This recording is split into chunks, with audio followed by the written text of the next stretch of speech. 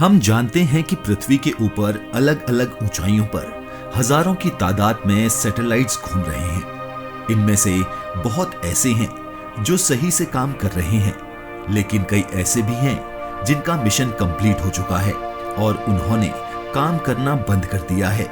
इस समय स्पेस में इतनी खराब सैटेलाइट्स जमा हो चुकी हैं जो धरती के लिए खतरा बन चुके हैं, जो आने वाले समय में इंसानों को नुकसान पहुंचा सकती है। जब किसी सैटेलाइट को धरती से बनाकर अंतरिक्ष में भेजा जाता है तो उसके काम करने का एक टाइम पीरियड होता है। यही सेम पीरियड स्पेस स्टेशन या किसी स्पेस क्राफ्ट पर भी लागू होता है। ज्यादातर सैटेलाइट्स के काम करने की क्षमता 15 साल की होती है, लेकिन कई सैटेलाइट इससे भी ज्यादा समय के लिए हो सकते हैं। अब सवाल आता है कि उन सब सैटेलाइट्स का आखिर क्या होता है। आपको बता दें कि जो सैटेलाइट्स कंट्रोल में होते हैं उन्हें जमीन पर एक ऐसी वीरान जगह पर गिरा दिया जाता है जहां कोई इंसान नहीं रहता। उस जगह का नाम है पॉइंट नीमो यानी स्पेस क्राफ्ट सिमेट्री। हमारे चैनल पर आपका फिर से स्वागत है। धरती पर एक ऐसी जगह मौजूद है जिसको पॉइंट नीमो कहा जाता है। ये ओशियन पोल ऑफ इनएक्सेसिबिलिटी के नाम से भी जाना जाता है।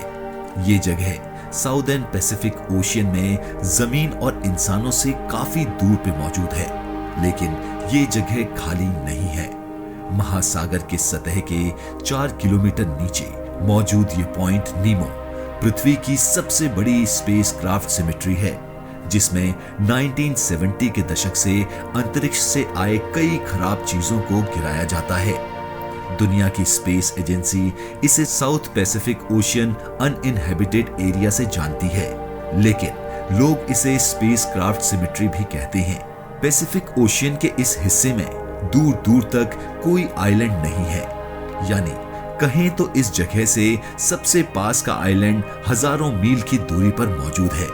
ये अंतरिक्ष से आने वाले सैटेलाइट्स या स्पेस स्टेशन को गिराने के लिए एक अच्छी जगह है, जहां पर इसको गिराने से कोई खतरा नहीं है। पॉइंट नीमो एक science fiction novel 20,000 league under the sea के फेमस लेटर कैपिटल नेमो के नाम से पड़ा है। यहां से आपको सबसे पास की जमीन पर जाने के लिए 2700 किलोमीटर दूर तक जाना पड़ेगा, तब आप अंटार्कटिका पहुंचेंगे। इस जगह से कई मॉन्स्टर्स की कहानी भी जुड़ी है। इंटरनेशनल स्पेस स्टेशन अब तक इंसानों के द्वारा बनाया गया सबसे बड़ा और सबसे महंगा स्पेस स्टेशन है, जिसे अंतरिक्ष में 20 नवंबर 1998 को लॉन्च किया गया था, जो 4,19,000 किलो का है। वैज्ञानिकों का कहना है कि इंटरनेशनल स्पेस स्टेशन को उसका मिशन खत्म होने के बाद लगभग 2024 में पॉइंट नीमो में ही गिरा दिया जाएगा। आपके जहन में एक सवाल जरूर आया होगा, स्पेस में हजारों सैटेलाइट्स मौजूद हैं, तो क्या ये आपस में टकराते नहीं? दोस्तों, आपको बता दें कि अंतरिक्ष में सभी सैटेलाइट्स अलग अलग ऊंचाइयों में मौजूद हैं। जियो स्टेशनरी सैटेलाइट जैसी सैटेलाइट्स जो कि सभी सैटेलाइट से ऊपर होती हैं, वो लगभग 36,000 किलोमीटर की ऊंचाई पर हैं और उन्हें अपनी जगह से लगभग 300 किलोमीटर और ऊपर की तरफ भेजा जा सकता है, जहां पर ये सैटेलाइट सदियों तक चलती रहेंगी और काम कर रही एक्टिव सैटेलाइट्स के बीच में नहीं आएंगी। लेकिन क्या होता है जब कोई सैटेलाइट पृथ्वी के ऑर्बिट के नीचे के हिस्से में ही काम करना बंद कर देती है? इस परेशानी से निपटने के 2 तरीके हैं, जो कि लगभग एक जैसे ही हैं।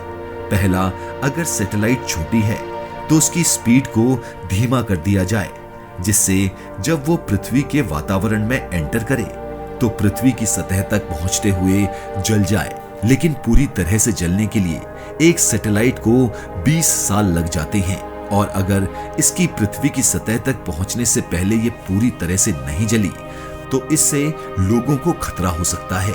इससे निपटने का दूसरा तरीका है कि इसकी दिशा को बदलकर उसे पृथ्वी के ऐसे हिस्से पर गिराया जाए जहां पर इससे किसी को कोई खतरा ना हो।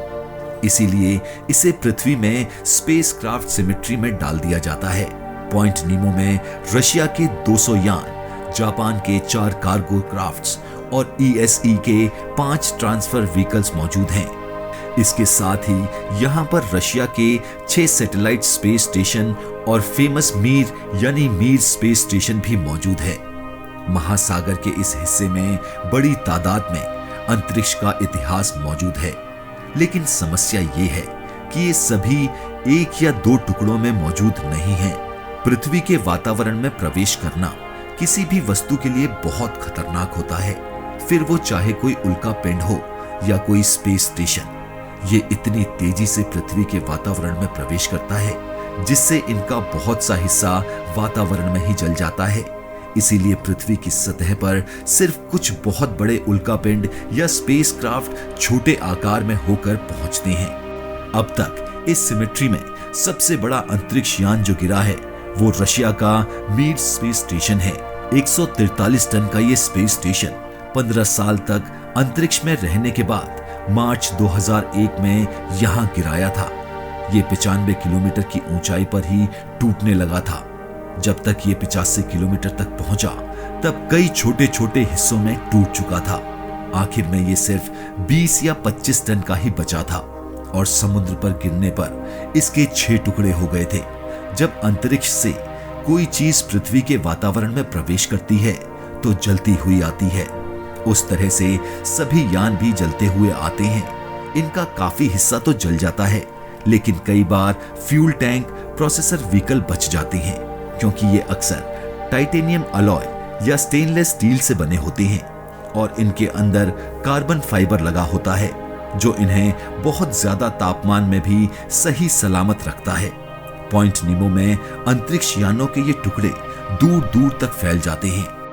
साउथ पैसिफिक अनहैबिटेड एरिया लगभग 3000 किलोमीटर तक पूर्व से पश्चिम की तरफ और 5000 किलोमीटर उत्तर से दक्षिण की तरफ फैला हुआ है और कोई भी यान इतने बड़े क्षेत्र में कहीं भी हो सकता है। रशिया का मीर स्पेस स्टेशन जब डूबा था तो इसका मलबा 3000 किलोमीटर तक फैल गया था। वैज्ञानिकों का कहना है कि अगर किसी यान की दिशा इस तरफ मोड़ भी दी जाए तो ये जरूरी नहीं है कि ये एक ही जगह पर गिरेगा। इसीलिए सिमेट्री का क्षेत्र इतना बड़ा है जिससे सभी यान इसके क्षेत्र में गिर सकें।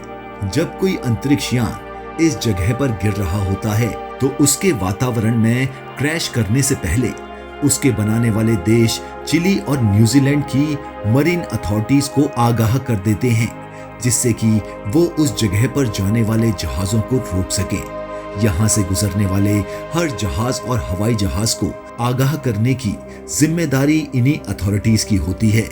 ये स्पेसक्राफ्ट सिमेट्री, बाथ जोन और यूजेबल जोन की लहरों से 4 किलोमीटर नीचे मौजूद हैं, जहां हमेशा अंधेरा रहता है क्योंकि इतनी ज्यादा गहराई में रोशनी नहीं आ पाती। इस इलाके में कुछ जानवर ही रहते हैं जिनमें कुछ स्टारफिश, वेल और कुछ वाइपर फिश शामिल हैं। यहाँ का तापमान 2 डिग्री से लेकर 4 डिग्री सेल्सियस है। पॉइंट नीमो वो जगह है ज्वालामुखी एक्टिव होती है जो कि गल्फ ऑफ कैलिफोर्निया तक जाती है। इस इलाके में पैसिफिक और नास्का टेक्टोनिक्स प्लेट्स मौजूद हैं जो कि एक दूसरे से दूर जा रही हैं। इन दोनों प्लेट्स के बीच के क्षेत्र में मैग्मा भर जाता है, जिसकी वजह से गर्म पानी और मटेरियल बाहर आ जाते हैं। यहाँ वातावरण बेहद ही खतरनाक है, लेकिन कुछ बैक्टीरिया यहाँ से निकलने वाले केमिकल को अपना भोजन बना लेते हैं और धीरे धीरे फैलने लगते हैं, जो ये क्रैप में बदल जाते हैं। इनकी खोज 2005 में हुई थी, लेकिन यहाँ कुछ ऐसी जगह हैं जहाँ पर यूनिक क्रीचर्स रहते हैं। यहाँ पर रहने वाले कई समुद्री जीवों और समुद्री राक्षसों के बारे में कई अफवाहें फैली हुई हैं। 1997 में कुछ समुद्री वैज्ञानिकों ने पॉइंट नीमो के 1240 मील पूर्व में एक रहस्यमय आवाज सुनी थी। इसकी वजह से हर किसी के दिमाग में हलचल मच गई थी। जब इस आवाज को डब किया गया तो पता चला कि ये आवाज ब्लू व्हेल की आवाज से भी ज्यादा तेज आवाज थी। सबको लग रहा था कि ये आवाज किसी समुद्री राक्षस की है। हालांकि US national ocean and atmosphere administration ने दावा किया कि ये आवाज बर्फ की है। उनका कहना था कि जब बहुत बड़े आइसबर्ग टूटते हैं तो उनसे बहुत ज्यादा ताकतवर और अल्ट्रा लो फ्रीक्वेंसी निकलती है। कई आइसबर्ग टूटने की आवाज भी बल्क से मिल रही थी। ये वो जगह है जहां महासागर का करंट बदलता रहता है। ये इलाका धरती से इतनी दूरी पर है कि यहाँ ऑर्गेनिक मैटर्स को अपने साथ लाने वाली हवा भी कम आती है। इसी वजह से यहाँ पर खाने लायक कुछ भी नहीं होता। आसमान यानी स्पेस को पहले से ही इंसानों ने इतना गंदा कर रखा है जो इंसानों के लिए कभी भी तबाही ला सकता है। वहीं जमीन से सबसे दूर स्थित ये जगह भी इंसानों द्वारा की गई गंदगी से बच नहीं पाई है। अगर आपको हमारा वीडियो पसंद आया हो तो प्लीज लाइक और सब्सक्राइब जरूर करें।